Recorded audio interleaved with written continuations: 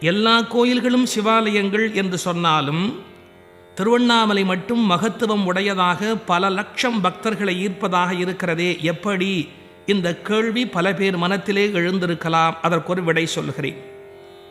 நீங்கள் திருவண்ணாமலை மலை முழுவதும் வலம் வந்தாலும், கோயிலுக்கு உள்ளே சென்று பல பகுதிகளில் பார்த்தாலும், மலையின் சுற்றுப்பிரகாரங்களில் வருகிற போது கவனித்தாலும் பல ஜீவன் முக்தர்கள் சமாதியாகியிருக்கிற திருக்கோயில்களை காண முடியும். மற்ற எந்த திருத்தலத்திலும் இல்லாத அளவுக்கு எல்லையற்ற ஞானிகள், மகான்கள், ஜீவன் முக்தர்கள், அருளாளர்கள், அடியார்கள், பல்லாயிரக்கணக்கான பெரியோர்கள் ஜீவ சமாதியாகியிருக்கிற திருக்கோயில்தான் திருவண்ணாமலை. அதனால்தான் தமிழ்நாட்டிலேயே எந்த ஒரு திருக்கோயிலும் மக்களை ஈர்க்க முடியாத அளவுக்கு பல லட்சம் பக்தர்களை ஈர்க்கக்கூடியதாக